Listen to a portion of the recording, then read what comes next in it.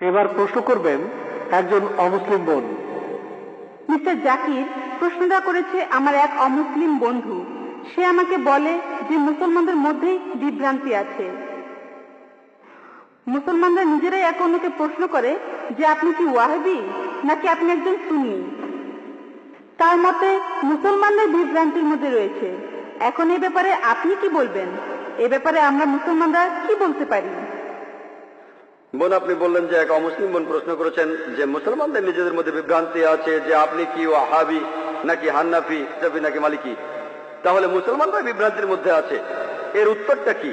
আমি অমুসলিম এই বোনের সাথে একমত। দুর্ভাগ্যজনকভাবে মুসলমানরা এখন অনেক ভাগে বিভক্ত। তবে আমি যখন হিন্দুদের বেদ পড়তে বলছি তখন মুসলমানদেরও কোরআন পড়তে বলছি।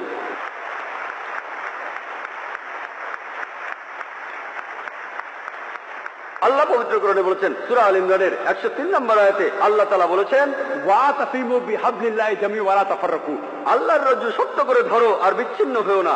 আমরা আল্লাহর রশি ধরবো, আর সেই রশি হলো পবিত্র কোরআন আর সহিহ হাদিস। আল্লাহ কোরআনে বলছেন সূরা আল আনামের 159 নম্বর আয়াতে উল্লেখ আছে, যারা দিন সম্বন্ধে নানা মতে সৃষ্টি করেছে, হে রাসূল তাদের দায়িত্ব তোমার নয়। ইসলাম ধর্মে বিভিন্ন দল আর মত তৈরি করা এটা নিষিদ্ধ, এটা হারাম। কিন্তু যদি মুসলমানদের বলি আপনি কি, কেউ বলে আমি হানাফি, কেউ বলে শাফি, কেউ বলে হামলি, কেউ বলে ওয়াহাবি। নবীজি কি ছিলেন? তিনি কি হানাফি?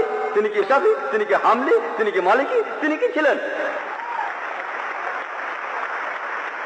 তিনি মুসলিম ছিলেন। পবিত্র কোরআনে সূরা আল ইমরানের 52 নম্বর আয়াতে উল্লেখ করা আছে ঈসা আলাইহিস সালাম, যীশু খ্রিস্ট তিনি মুসলমান ছিলেন। পবিত্র কোরআনে সূরা আল ইমরানের 67 নম্বর আয়াতে উল্লেখ আছে যে ইব্রাহিম আলাইহিস সালাম তিনিও মুসলিম ছিলেন। পবিত্র কোরআনে সূরা ফুসিলাতে 33 নম্বর আয়াতে উল্লেখ করা আছে ওমান আহসানু ক্বালাম মিম্মান দাআ ইলাল্লাহি ওয়া আমিলা সালিহান ওয়া ক্বালা ইন্নানি মিনাল মুসলিমিন, সেই ব্যক্তির চেয়ে কে উত্তম যে মানুষকে আহ্বান করে আল্লাহর পথে, সৎকর্ম করে আর বলে আমি মুসলমান। আমাদের নবী মুহাম্মদ সাল্লাল্লাহু আলাইহি ওয়াসাল্লাম মুসলমান ছিলেন। আল্লাহই বলেছেন আমরা হব মুসলমান। মুসলমানের চেয়ে ভালো কোনো বিশেষণ নেই। আর চারজন বিখ্যাত ইমামের সবাই, ইমাম আবু হানিফা, ইমাম শাফি, ইমাম আহমদ ইবনে হাম্বল, ইমাম মালিক, আল্লাহ সবাইকে শান্তিতে রাখুন, তারা বিখ্যাত পণ্ডিত। আমি তাদের সবাইকে শ্রদ্ধা করি, পছন্দ করি, তারা বিখ্যাত পণ্ডিত। আর এই পণ্ডিতদের সবাই বলেছেন, এই চারজন ইমাম বলেছেন, যদি আমার কোনো ফতোয়া আল্লাহ রাসূলের বিরুদ্ধে যায় তাহলে তোমরা আমার ফতোয়াকে ছুঁড়ে ফেলে দাও।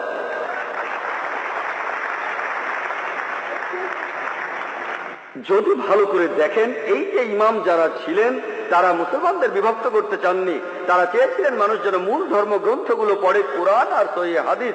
তাই আমাদের এখন যা করতে হবে, আমি লোকজন বলে একটা হাদিসে আছে মুসলিমরা 73টি ভাগে বিভক্ত হবে, এটা আছে তিরমিজিতে সহিহ হাদিস 171 নম্বর হাদিস। নবীজি বলেছেন ভবিষ্যতে 73টি ভাগ তৈরি হবে, ভাগ করা উচিত সেটা বলেননি।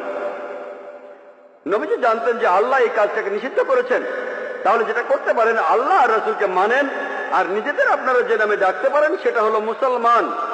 যে কোনো পণ্ডিত, পৃথিবীর যে কোনো পণ্ডিত, ধরলাম তিনি পৃথিবীর সবচেয়ে বড় পণ্ডিত, তার কাছে প্রমাণ দেখতে চান, বল হাতু বুরহানুকুম, আপনার প্রমাণটা দেখান। যদি সত্যি বলে থাকেন, আপনি নির্দোষ হলে তার প্রমাণ দেখান। তাহলে যদি কোনো পণ্ডিতের সাথে মতভেদ হয়, তার কাছে প্রমাণ দেখতে চান, প্রমাণটা নিয়ে পরীক্ষা করুন। এজন্য আমি রেফারেন্স দেই। আমি যা বলি, জাকির যা বলে, ইসলামে তার কোনো মূল্য নেই, জিরো, শূন্য। সেজন্যই বলি, জাকির বলেনি, আল্লাহ বলেছেন কুল হুয়াল্লাহু আহাদ, বলো তিনি আল্লাহ এক, অদ্বিতীয়। আমি জাকির বললে ইসলামে এটা মূল্যহীন, শূন্য। আল্লাহ যা কিছু বলেছেন সেটা মানতে হবে, নবীজি বললে সেটাও মানতে হবে। সেজন্য বোন, মুসলিমদের বিভক্ত হওয়া উচিত না, আমাদের শুধু মুসলিমই বলা উচিত। আর কোরআন আর সহিহ হাদিস আমরা মেনে চলবো। যারা বিভিন্ন মতের সৃষ্টি করে তারা ইসলামের বিরুদ্ধে।